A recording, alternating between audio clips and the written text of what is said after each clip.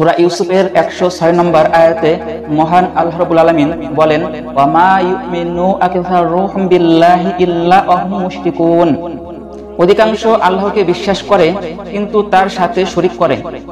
হযরত হুযায়ফা রাদিয়াল্লাহু আনহু একজন রুগ্ন ব্যক্তির নিকট গমন করেন। তার হাতে একটা সুতা বাঁধা ছিল। তিনি ওটা দেখে ছিঁড়ে ফেলেন এবং বলেন, মুমিন হয়েও শিরিক করছো? অর্থাৎ তিনি এই আয়াতটি পাঠ করেন। হাদিস শরীফে আছে, যে ব্যক্তি গায়রুল্লাহর কসম খেল সে মুশরিক হয়ে গেল। এই হাদিসটি ইমাম তিরমিজি রাহমাতুল্লাহি হযরত ইবনু উমর রাদিয়াল্লাহু আনহু হতে বর্ণনা করেছেন এবং তিনি এটাকে হাসান বলেছেন। হযরত আব্দুল্লাহ ইবনু মাসউদ রাদিয়াল্লাহু আনহু হতে বর্ণিত, তিনি বলেন যে রাসূলুল্লাহ সাল্লাল্লাহু আলাইহি সাল্লাম বলেছেন, ঝাড়ফুঁক, সুতা এবং মিথ্যা তাবিজ শিরিক। এই হাদিসটি ইমাম আহমদ রাহমাতুল্লাহি ও ইমাম আবু দাউদ রাহমাতুল্লাহি গুরুজন বর্ণনা করেছেন। তিনি আরো বলেন, বান্দার নির্ভরশীলতার কারণে আল্লাহ রাব্বুল আলামিন তার সমস্ত বিপদ আপদ দূর করে থাকেন।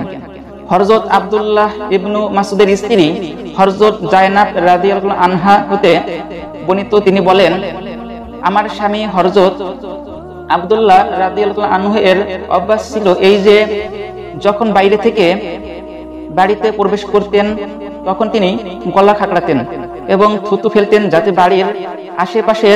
যাতে বাড়ির লোকেরা তার আগমনের ইঙ্গিত পেতে পারে এবং তিনি যেন তাদেরকে এমন অবস্থায় না দেখেন যা তিনি অপছন্দ করেন। একদা এইভাবে তিনি বাড়িতে প্রবেশের আভাস দেন।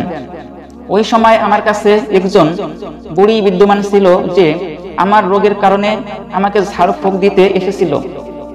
আমি তার গলা খাকড়ানোর শব্দ শুনেই বুড়িটিকে চৌকির নিচে লুকিয়ে দেই। তিনি আমার কাছে এসে চৌকির উপর বসে পড়েন এবং আমার গলায় সুতা দেখে আমাকে জিজ্ঞাসা করেন, এটা কি? আমি উত্তরে বলি, এতে আমি ঝাড়ফুঁক করিয়ে নিয়ে গলায় বেঁধেছি। আমার একথা শুনে তিনি বললেন, শয়তান তোমার চোখে গুঁতো মারত এবং ঝাড়ফুঁকের কারণে সে থেমে যেত।